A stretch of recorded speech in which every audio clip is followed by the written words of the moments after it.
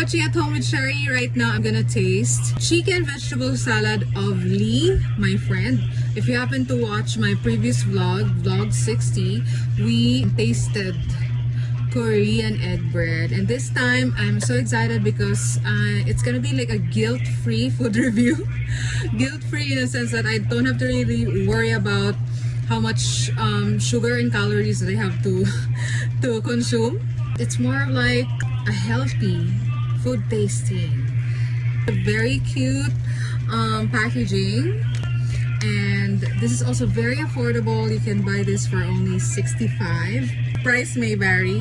We can see corn kernels, apple, lettuce, and some chicken meat. Good thing I don't have allergies on food. Dry. Tapos meron siyang dressing, special dressing. Nasa siya cucumber.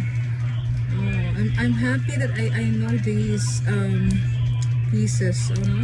I know the ingredients. I think this is singkamas. Okay, so I'm gonna. Okay, let me be honest. Okay, I'm not really into salad.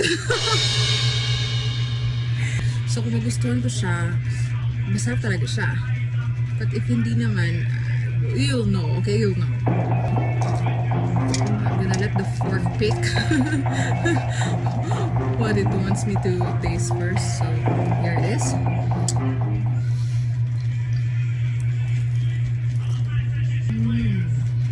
Okay.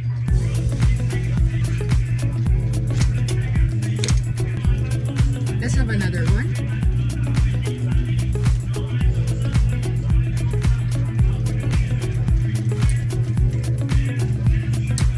I love the dressing, the special dressing. I thought it's gonna be sweet, but no, surprisingly, malinamnam talaga yung dressing niya.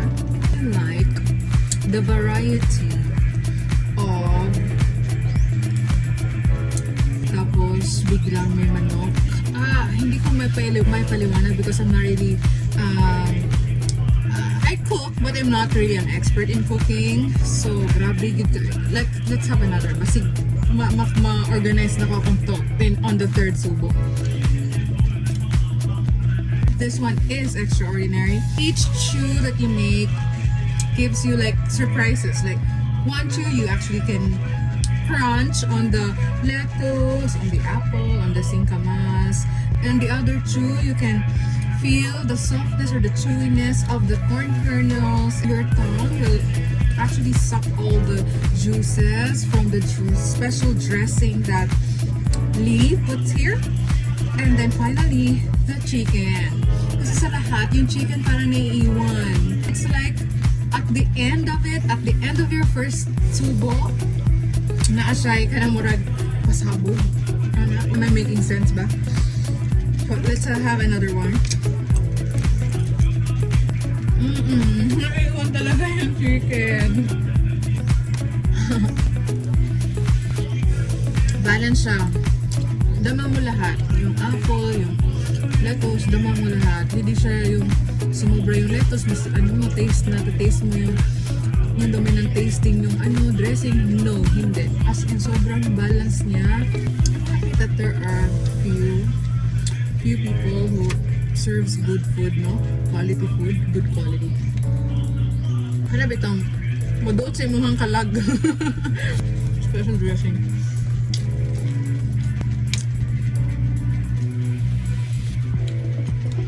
My pickles. You know, I love pickles. Congratulations, Lee. Mukbang. So thank you very much for watching. Till next time, only here at a channel that tells a story, expresses interest with no barriers, no judgments, no expectations. At Home with Sherry.